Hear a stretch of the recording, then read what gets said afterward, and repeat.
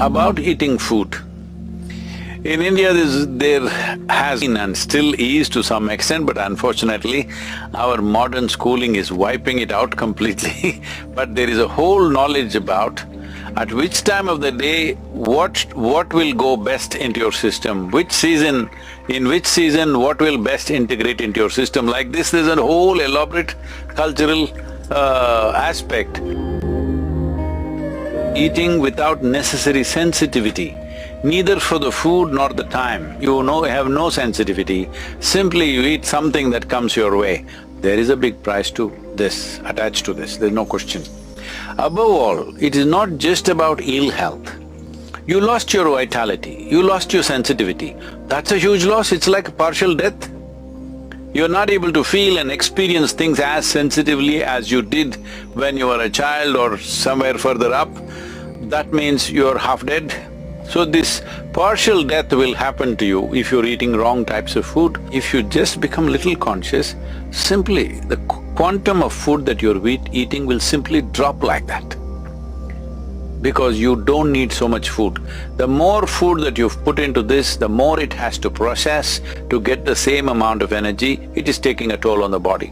Let's look at it this way. 1960s, you had those big Fords and Chevys, massive ones like battleships, all right? How much gas they were drinking, and today the modern sleek machines, how much they're drinking? Well, now you're going into electric cars, nothing, no sound, no exhaust, no nothing, it's going smooth. So essentially, even with the machines we create, we are looking at fuel efficiency. This also we must look at it, because in this one, fuel efficiency or excessive consumption of fuel is not only bad for the economy, for your own personal economy, it is also super bad for the machine, because excessive amount of food it has to handle to get little bits of energy. And especially I see this practice is very prevalent in this part of the world. People eat at 7, 8 o'clock or 10 o'clock, parties and all, they're eating late in the night and then just go to bed. Going to bed with a full stomach is just a complete no if you're interested in living well.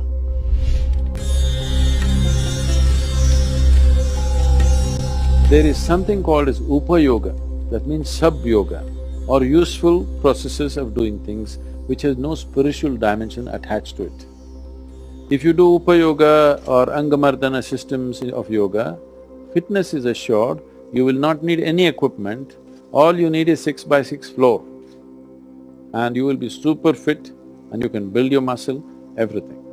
Only thing is, you won't become like this. A whole lot of people have become like this. They think they're fit, I think they're in a straitjacket. It's not just strength, it's not just the bulge of your muscle.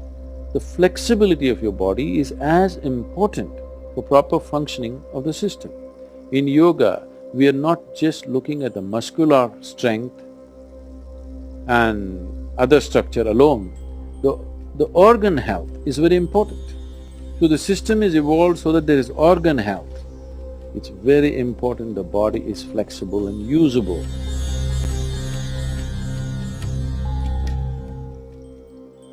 Fitness and well-being does not mean walking on a treadmill, having bulging muscles like that, no. To strengthen the integrity of the elements in our system is very important. So is there some way to do it? Yes, there are specific methods with which we can do. One simple way right now is work with the earth and water and plants and stay outdoors. That itself will do something. But in yoga there are specific methods. In fact, most of the yoga is just that, bhuta shuddhi, to cleanse the elements. So,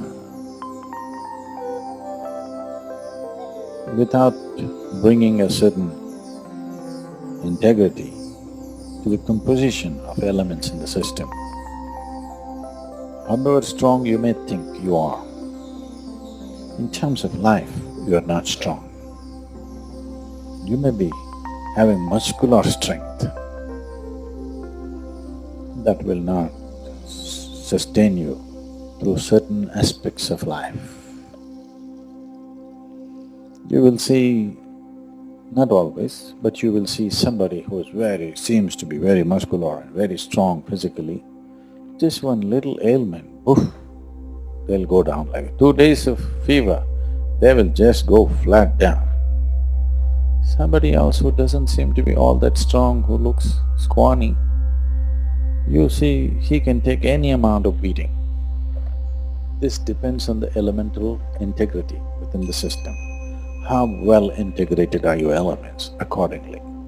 And the elemental integrity also determines in how many ways you can use the body.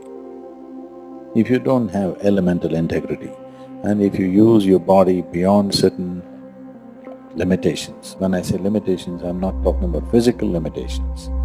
If you use your body in other ways other than being physical, it will just crack up. And that's why the yoga sadhana starts with bhuta shuddhi. All aspects of yoga are essentially bhuta shuddhi being manifested in so many different ways. Can we do something specific right now without yogic guidance? Simple thing is work in the garden. Walk at least an hour or two a day, especially before you go for dinner or for lunch, especially before that. At least for half an hour, walk without footwear, not on this granite, either in the grass or in the mud outside. You will see body being in touch with the earth. When you eat the food that you eat, the way it integrates it is very different. Digestion will anyway happen, but how much you can integrate into the system depends on how much you're in tune with the earth. So, even half an hour if you walk, without shoes or footwear, and the body remains in touch with the earth, you will see the elements will function with little more integrity than the way it is right now. So, a certain amount of being in the outdoor, being with the sun, being with the wind, being with the rain, being with the earth is very important because that is what you are. You are a product of that, you are a manifestation of that.